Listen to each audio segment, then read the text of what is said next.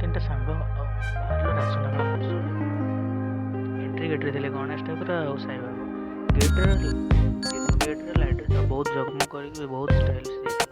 Entry ଗେଟ୍ଟି ବହୁତ ବଢ଼ିଆ ଲାଗୁଥିଲା। ବର୍ତ୍ତମାନ ଆମେ ଏଣ୍ଟ୍ରି କଲୁ ଆଉ ମହୋତ୍ସବରେ ବହୁତ ଗହଳି ଥିଲା।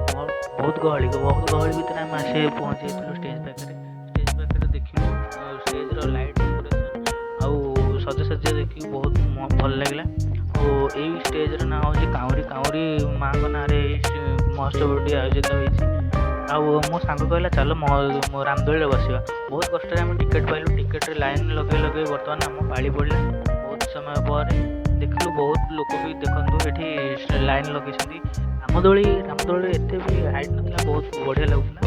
ଦେଖନ୍ତୁ ଲାଇଟ୍ର ଡେକୋରେସନ୍ ବହୁତ ବଢ଼ିଆ ଲାଗୁଥିଲା। ଆମ ସାଙ୍ଗମାନେ ସବୁ ବସିଲୁ, ଆମ ପାଳି ପଡ଼ିଥିଲା। ଦେଖନ୍ତୁ ଏଠି ରାମଦୋଳିର ଫାର୍ଷ୍ଟ ରାଉଣ୍ଡ ଷ୍ଟାର୍ଟ ହେଇଗଲା।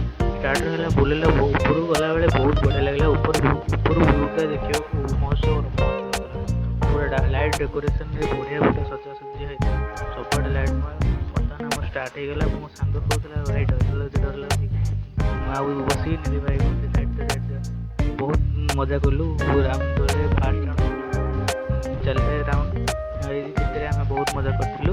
ଉପରୁ ଭିୟୁଟା ବହୁତ ବଢ଼ିଆ ଲାଗୁଥିଲା।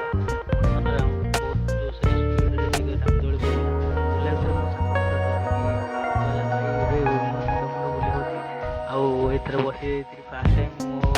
ବହୁତ ଡର ଲାଗୁଛି, ଟିକେ ବହି ଭିତରେ ଡର ଲାଗୁଛି। ହାରାସ ହୋଇ ପଡ଼ିଥିଲା। ମୁଁ ତାକୁ କହିଲି ରହ କଣ୍ଟ୍ରୋଲ୍ କରି ଦେଖ, ମଜା ଲାଗିବ ବହୁତ। ଆଉ ବସିଥିଲୁ ଭିୟୁଟା ଦେଖିଥିଲୁ ବହୁତ ବଢ଼ିଆ ଲାଗୁଥିଲା। ସେ ଭିୟୁରେ 6 ରାଉଣ୍ଡ ସରିଲା ପରେ ଆମେ ବହୁତ ମଜା କରିଥିଲୁ। ଆଉ ଆମ ରାଉଣ୍ଡ ସରିଯାଇଥିଲା। ବର୍ତ୍ତମାନ ମୋ ସାଙ୍ଗ କ'ଣ କହୁଛି ଚାଲନ୍ତୁ ଶୁଣିବେ ଟିକେ।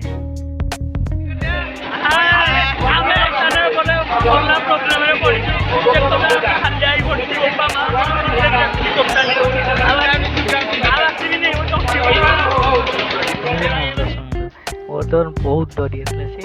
ଆଉ ବର୍ତ୍ତମାନ ଦେଖନ୍ତୁ ଉପର ଭିୟୁ ପୁରା କ୍ଲୋଜ୍ରୁ ଦେଖନ୍ତୁ, ବହୁତ ବଢ଼ିଆ ଲାଗୁଥିଲା।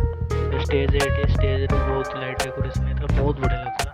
ତଳପଟୁ ପୁରା ଲାଇଟ୍, ସବୁଆଡ଼େ ଲାଇଟ୍ ମସ୍ତ ଲାଗୁଥିଲା। ପୁରା ଚାରିପଟ ଆଲୋକମୟ ହୋଇଯାଇଥିଲା, ବହୁତ ବଢ଼ିଆ ଲାଗୁଥିଲା ଷ୍ଟେଜ୍।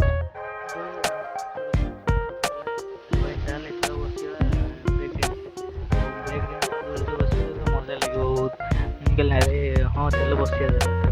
ଆମେ ବ୍ରେକ୍ ଡ୍ୟାନ୍ସରେ ବସିଥିଲୁ। ଏଇଠି ଦେଖନ୍ତୁ ବ୍ରେକ୍ ଡ୍ୟାନ୍ସରେ ଆମେ ଭିଡ଼ିଓ କିଛି କଲୁନୁ କାରଣ ମୋବାଇଲ୍ ଖସିବାର ବହୁତ ସମ୍ଭାବନା ଥିଲା। ବର୍ତ୍ତମାନ ଆମେ ବୁଲାବୁଲି କରି ଶେଷରେ ବୁଲାବୁଲି କରି ଆମେ ଘରକୁ ପଳେଇ ଆସିଲୁ। ଧନ୍ୟବାଦ।